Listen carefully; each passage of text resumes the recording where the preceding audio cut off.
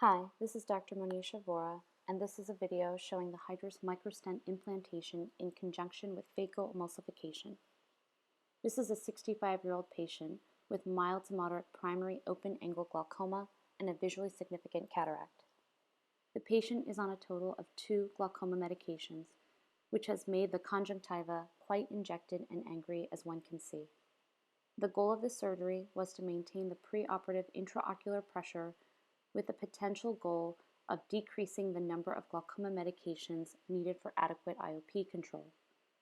The Hydrus Microstent is an 8 mm nitinol stent which scaffolds the trabecular meshwork as well as acts as a trabecular meshwork bypass to allow for the egress of aqueous from the eye. Here, I am injecting viscoelastic into the capsular bag and then implanting a Tecnis monofocal one-piece IOL. The cataract surgery was routine and uneventful. I fill the anterior chamber with a little more viscoelastic in preparation for the Hydrus implantation.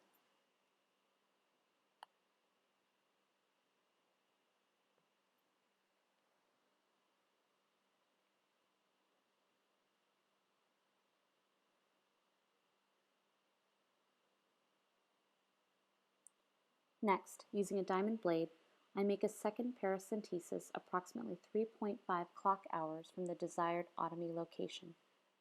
I go in an oblique fashion rather than radially as I usually would for a typical paracentesis.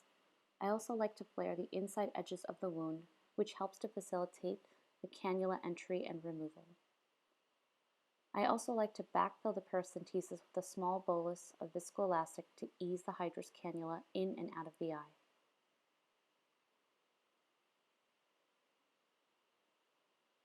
As with all mixed procedures, it is imperative to have a clear view of the angle. After I've rotated the head away from me and rotated the scope towards me, I prepare the eye. This starts by adding a coupling agent such as OcuCoat or your viscoelastic of choice to the corneal surface prior to placing the gonioprism. In my left hand, I am holding the gonioprism. Once the prism is placed, I mag in as far as possible to ensure that I have a clear en face view of the trabecular meshwork. You will see here that it does take some time to get that perfect view, and I do not rush this step. Once I have entered into the eye with the Hydrus Microstent, I advance the cannula towards the trabecular meshwork. I use the tip of the cannula to pierce the trabecular meshwork and then angle the tip anteriorly towards the endothelium to ensure proper placement. This allows the Hydrus Microstent to be implanted directly into Schlemm's canal and not inferiorly, which would otherwise potentially cause an iridodialysis or a cyclodialysis cleft.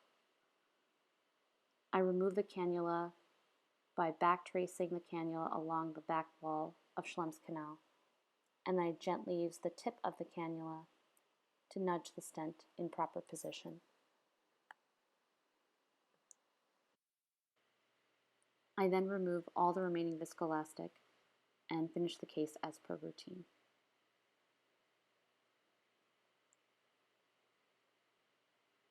Thank you for watching.